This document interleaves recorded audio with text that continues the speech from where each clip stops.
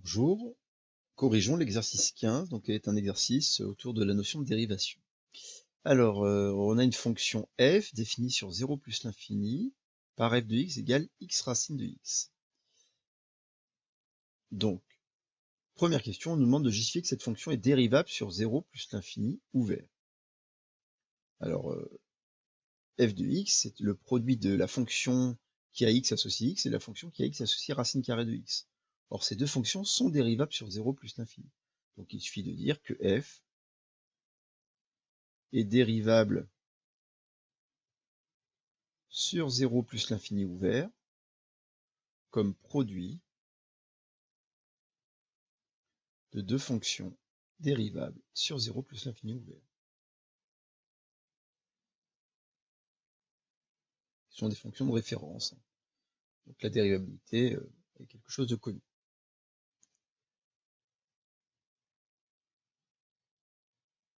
Et on sait que si deux fonctions sont dérivables sur un intervalle, le produit est dérivable.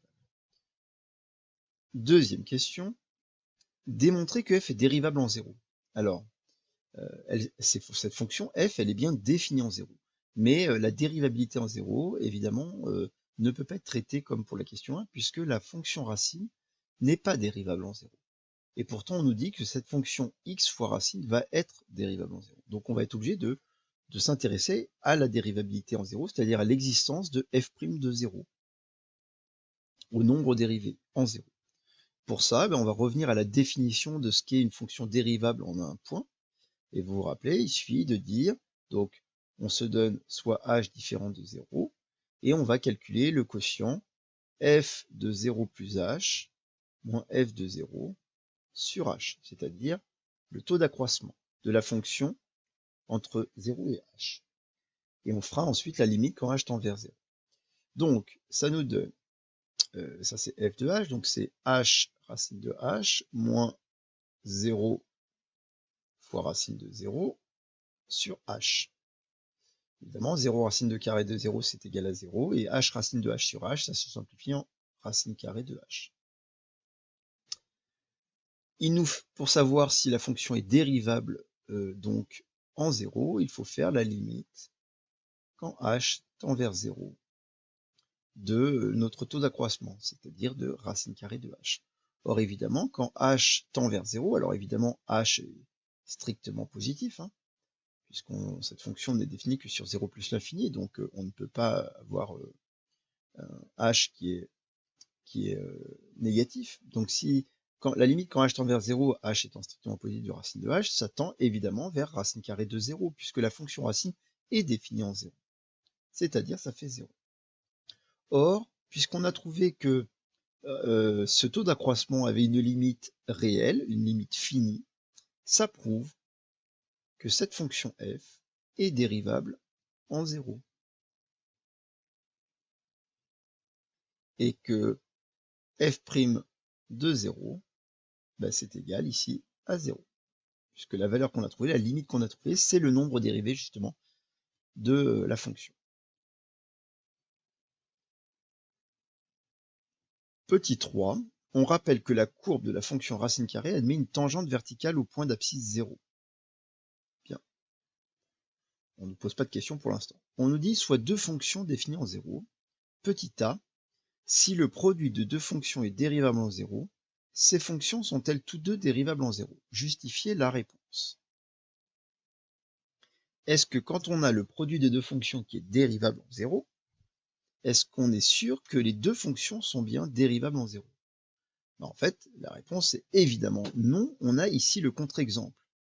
Donc c'est faux.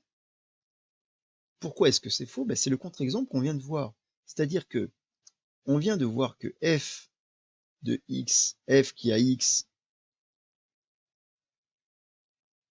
associe x racine de x. On sait que cette fonction, elle est dérivable en 0.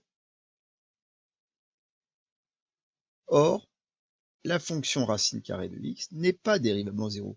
Alors, il vous rappelle, ici dans l'énoncé, que la tangente est verticale au point d'abscisse 0, et vous savez que s'il y a une tangente verticale, c'est dans le cas où on tombe sur une limite du taux d'accroissement qui est plus l'infini ou moins l'infini, ce n'est pas un réel, et dans ce cas-là, ça ne raconte pas de la dérivabilité.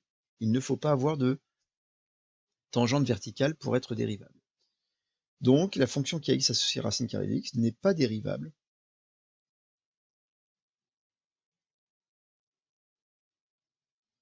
en 0. Donc ici, on a un contre-exemple, puisqu'on a le produit de deux fonctions qui est dérivable en 0, alors que l'une des fonctions n'est pas dérivable en 0. Ce qui contredit évidemment l'affirmation du petit a. Le petit b, si le produit de deux fonctions est dérivable en 0, est-il possible qu'aucune de ces deux fonctions ne soit dérivable en 0? Est-ce que quand même, est-ce qu'on pourrait, parce que là en fait notre contre-exemple, on n'avait que l'une des deux, on n'avait que racine de x qui n'était pas dérivable en 0, et on avait le produit qui était dérivable. Donc là ici c'est, est-ce qu'on pourrait avoir un produit de deux fonctions dérivables en 0 sans qu'aucune des deux ne soit dérivable en 0? Est-ce que c'est possible? Eh bien oui, c'est possible. Il suffit de prendre la fonction qui a x associe racine de x fois racine de x. Cette fonction, je vais l'appeler g. Cette fonction, elle est en fait g de x est égal à racine de x fois racine de x, c'est racine de x au carré, c'est-à-dire c'est petit x. Et petit x est dérivable en 0. Son nombre dérivé, ça vaut même 1. Pourtant, aucune des deux fonctions n'est dérivable en 0. Or, x associé à racine de x n'est pas dérivable en 0.